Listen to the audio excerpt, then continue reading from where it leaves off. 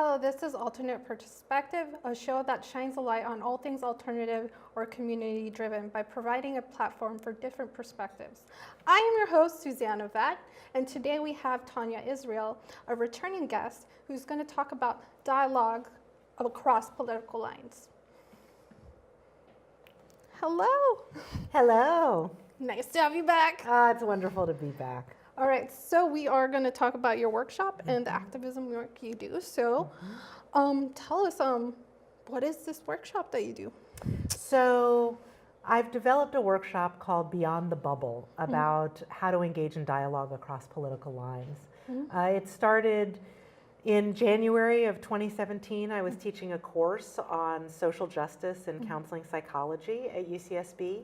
And in conversation with the students in that class, talking about what is it that counseling psychologists can do to try to help in the current political climate, this workshop came about. Our country is more politically polarized than it's ever been, and it turns out that's having an effect on people's mental health.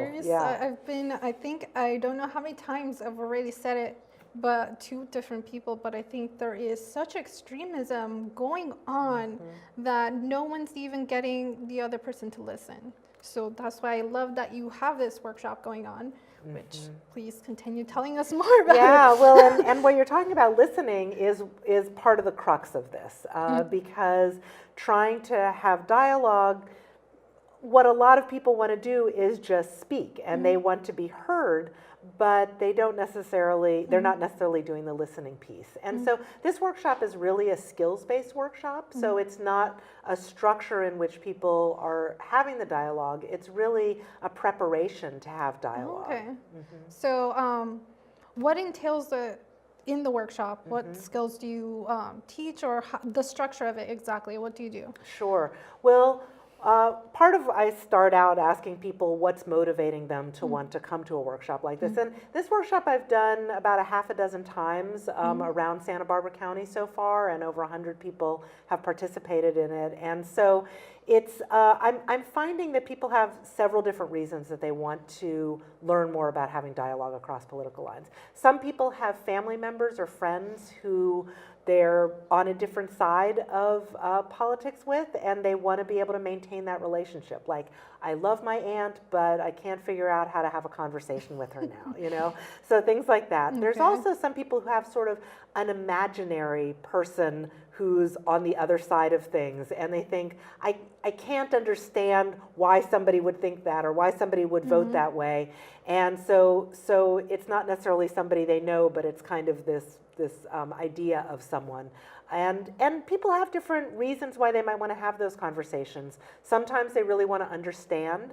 Sometimes they want to try to convince somebody. And sometimes they want to see if there's a way of finding common ground, because I think people are recognizing that the polarization isn't necessarily helping us solve the problems in our society. No, it's not. It's just continuing to split us apart when we're not finding compromise at all, at any level. And that's also where I feel like the party system is like kind of like breaking apart. Is like the whole point of it was for people to listen and come to a compromise, and not happening at all. Like government shutdowns and you know. And I feel like, how can we expect our elected officials to be able to compromise and have dialogue across political lines if we can't even do it? Like, our stakes are much lower than theirs are for doing it. And so people say, well, you know, they should be able to do this. But I'm like, let's do this on the ground. Like, if we want anyone else to be able to do it, we've got to really cultivate those skills ourselves. But even more than that, I think cultivating a culture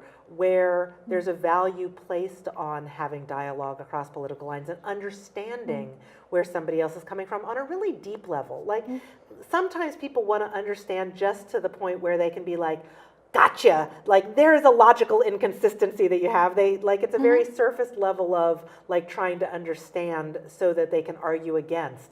But it turns out that both sides do that to each other. Like, there's logical inconsistencies on all sides of issues, and that actually just trying to find those gotcha moments doesn't help us It doesn't to at move all. forward. Yeah, shockingly, that doesn't help anything. Okay, so it developed through work with your students? Yeah, so it developed through work with my students, and it started out, I gave you a copy of, there's a flow chart that I'm calling this the flow chart that's going to resolve all political conflict in this country. But Let's hope. yeah, there's a chance I'm being overly optimistic there, but it sort of summarizes some of the things from the workshop in terms of, so listening is one of the big skills, and in order to listen, like there are certain skills involved in listening, and so listening so somebody else can understand, making sure you're understanding where they're coming from, but another piece of it, because sometimes when you're listening to views that are really different from your own, it presses your buttons. And so trying to help people learn how to manage their emotions that come up when they're in these kinds of dialogues with people they disagree with. And that's something, emotion regulation is actually a really important skill for, we try to help children develop this, but it turns out that adults aren't always modeling it very well either. So yeah, so trying to help people to develop that ability to make choices about, is this a moment that I want to vent my emotions, or is this a moment that I want to try to temper them a little bit so that I can work toward a goal of understanding and really hearing where someone's coming from? And not like ignoring emotions, because I don't think that's helpful, but I think being aware of them and being flexible enough to make choices about how we express and when we express based on what the goals are in any particular conversation. Okay. So how do you, so you went across Santa Barbara, do you plan to go outside of Santa Barbara or just stay in the county? I'm happy to do it. It really is something that, this is basically my, my gift to the state of our union, which is, I feel like, in distress and some disarray right now. So I am willing to do this certainly more broadly. I mean, I know people in Santa Barbara, they knew that I was doing this, and so I started doing it locally. If there's a call to do it more broadly, I'm happy to do that. It turns out that there are people trying to work on this idea of dialogue across political life from a lot of different angles. So people are doing, dinner parties with people. There's, beer commercials that are focusing on this. There's all, yes. I haven't heard of this, so how are these beer Yeah, commercials? well, it's like a beer commercial where it's like people sit down together and have a beer and have a conversation, and across differences.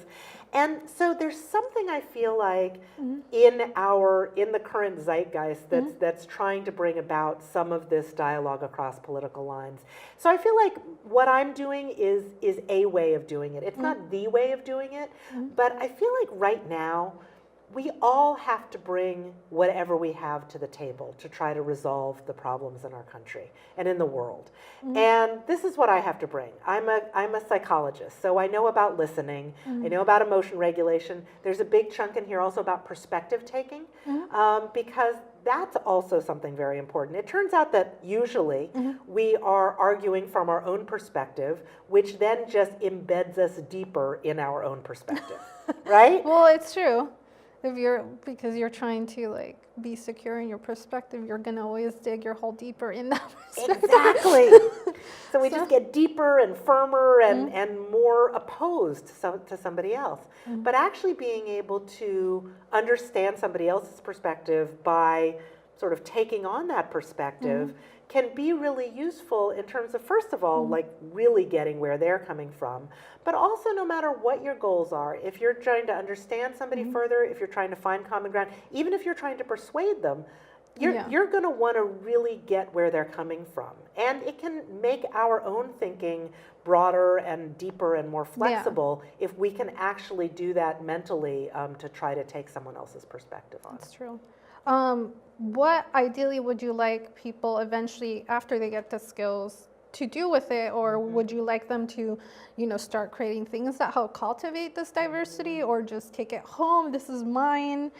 So Yeah, I would say it's whatever people want to do with it. So some people are going to want to take it into their, relationships that they have with somebody. One of the key things about these dialogues, like, first of all, I start out by saying to people, just because you can have dialogue, that's not a mandate. It doesn't mean you have to. Because otherwise people push back. Well, it's like, well, do I have to do this with my boss who's, got this power over me, all these other things. It's like, no, you don't have to do anywhere. But if you have the skills, you can choose to do it. So the ideal situation is when you're in a dialogue with somebody else who wants to be in that dialogue and has those same skills. So that's an ideal situation. It's not always a situation we find ourselves in, but at least if you can bring the skills to the table, even if the other person doesn't have them, but if they genuinely are interested in and willing to engage, then that's a good situation to be in.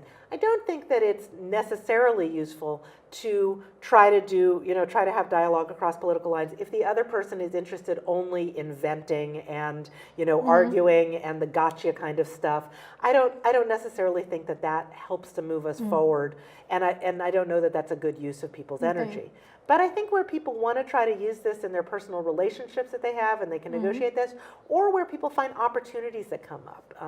It's like, oh, you're sitting next to somebody on an airplane, and it's like, okay, here's an opportunity where maybe you can understand a little bit more outside of your bubble. Okay, and then for the people who wouldn't go, to the workshops, how would you, how would you suggest on handling them or trying to, encourage them to maybe try the workshop? How would you approach that?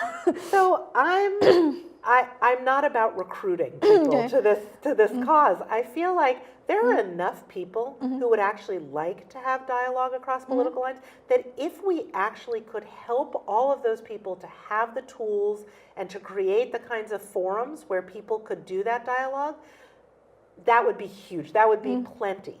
Because I also think that if we have enough people doing that, then other people see that it can work and that it can be useful and that can instill hope for everybody, that we can actually get ourselves out of this polarization that we're in. All right.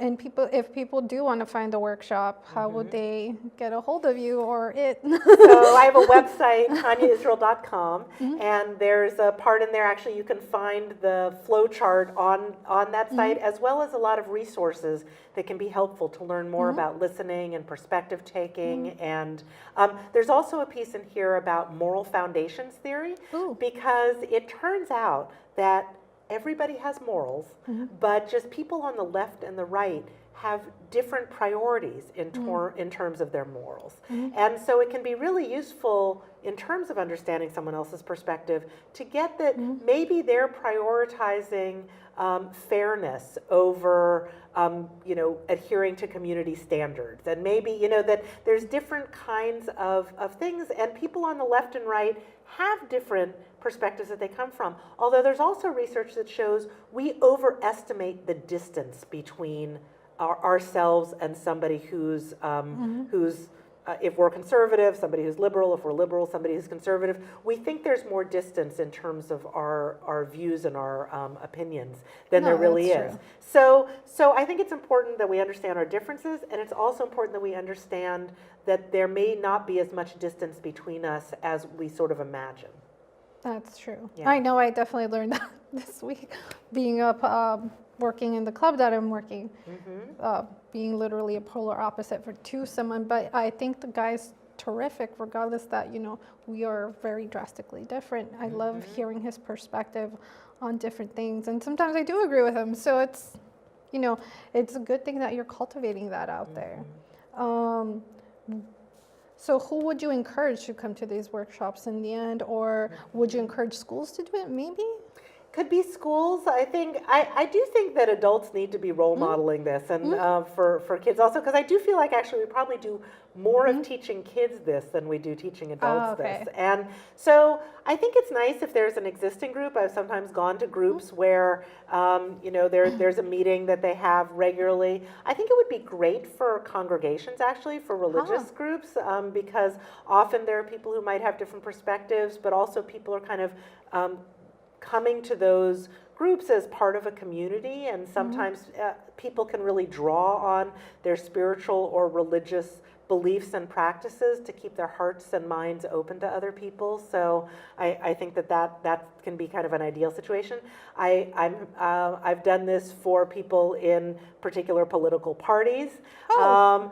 also done this where I've just done an open workshop and just, anybody could come, and a lot of different people came. So it's really appropriate for a lot of different kinds of groups, and it's really scalable also. It sounds really scalable, because I could even see that if you're in a business and you just want to promote this, you can go like, hey, let's find you and then set it up for the business to do it. Absolutely. It seems very versatile, actually. Yeah. Well, and it turns out that businesses are actually losing employee time and energy to all of the political divisiveness, because people are checking Twitter, and people are, and people really are distressed about what's going on. So I think for sort of mental health, for even the health of businesses, for health of our organizations and our communities, it's great if people all have these skills so that we can have these dialogues. It also seems to, I find that sometimes people come to these workshops in such distress, because they're either distressed about the theoretical people, or they're distressed about the actual people in their lives. And if nothing else, if this can help people to manage their distress around the political polarization, I think that's a really great accomplishment as well. Okay, awesome. That sounds fantastic. So if if there is more of a want for this, and I know there's only you, how would you go about it to just would you train other people to be able to do this? Or what exactly? And I think that I'd be happy to sort of share with other people like what I'm doing. I don't necessarily think that exactly what I'm doing is what other people should do. So I feel more like I'd be interested in helping other people to see what is the unique combination of skills and talents and motivations that they would bring to something about trying to promote dialogue across political lines. Because I have certain training that I have as a psychologist that I can't transfer that so easily. But I think that people have lots of different kinds of skills and perspectives that they can bring to this. So I don't know that I would want to can my workshop and have I don't think I want to franchise it. But I really would like to find ways to encourage other people to see what it is that they have to bring to an endeavor like this.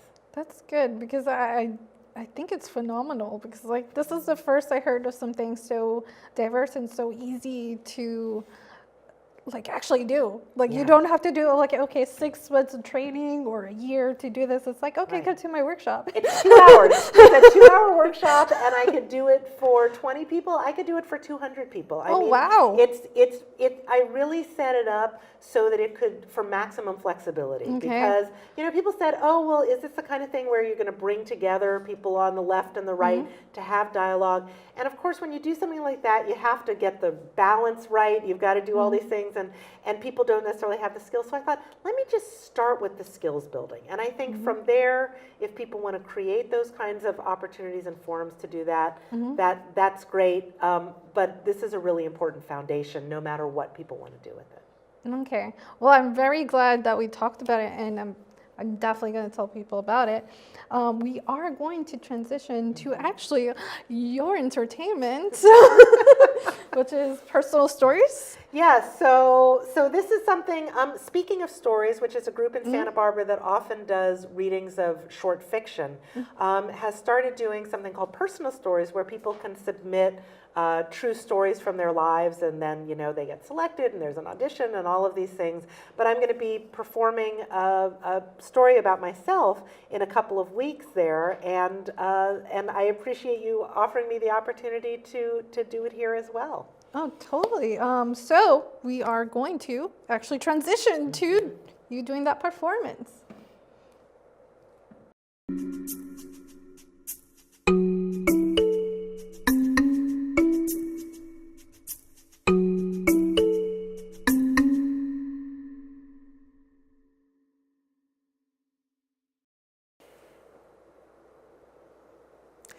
I come from sticky humidity and honeysuckle.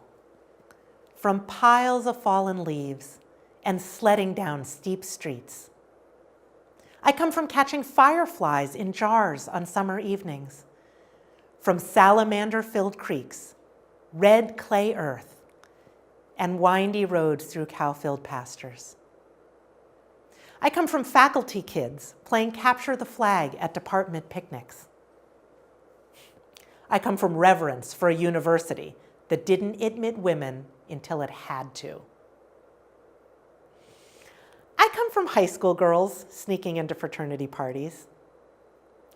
I come from y'all and honey and where are you from? I come from the centroid of Virginia, such that if you cut out the state and spun it around on the tip of your finger, it would be resting on my hometown. I come from Charlottesville. My childhood red brick and white pillar home was built on plantation fields, the big house in view out of my bedroom window. In a state where my parents' interracial marriage was declared legal by the Supreme Court only a year before we moved there. A Chinese Jewish 10-year-old clad in colonial garb, I gave bicentennial tours of historic Court Square, the pride of Jack Jewett's ride, the shame of the slave block. I shielded myself from chink and African bubba lips by tuning it out and fitting in. I tagged along with my white Catholic friends to Sunday Mass, and I never saw the inside of my best friend's Black Baptist church. Elementary school classmates fell away through academic tracking, populating my AP classes with students who lived near the new high school. Built after desegregation, in close proximity to affluent white families, a long bus ride home for the less fortunate and the darker skinned.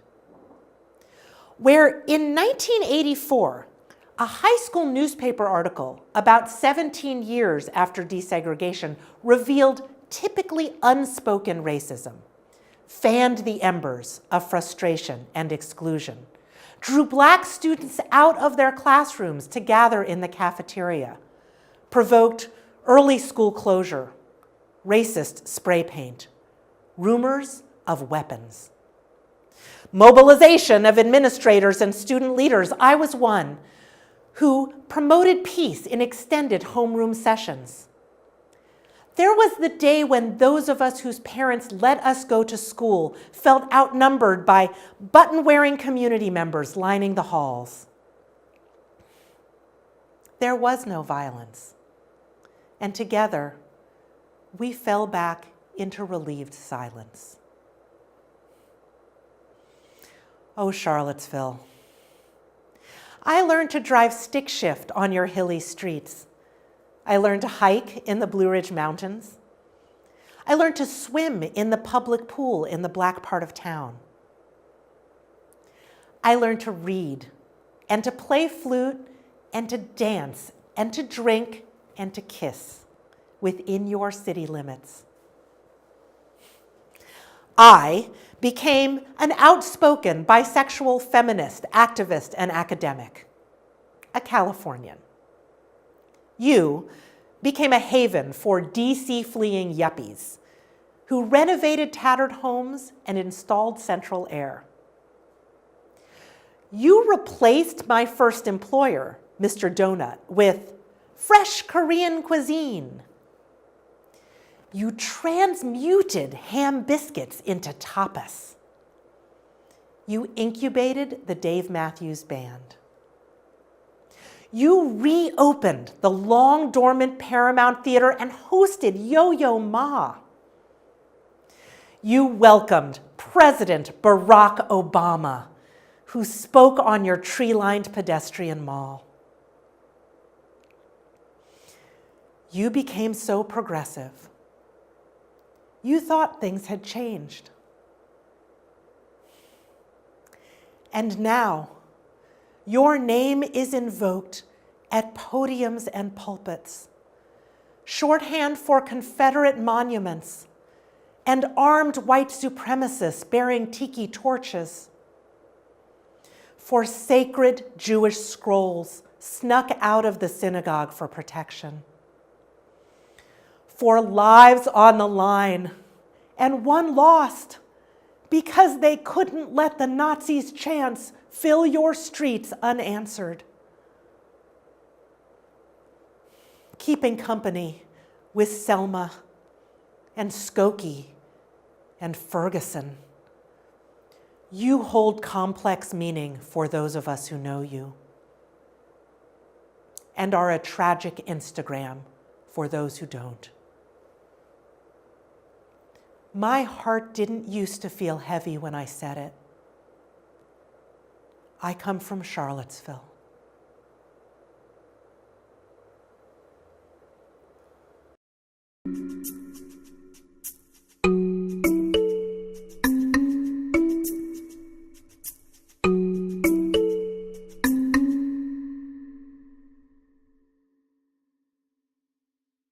Hello, we just got back from the entertainment segment of collection of personal stories, but specifically a personal story of Tania Israel. It was a fantastic piece. I really enjoyed it. Very inspirational. I'm ending the show. Thank you for watching, and we're going to have a next episode in the next month. So thank you.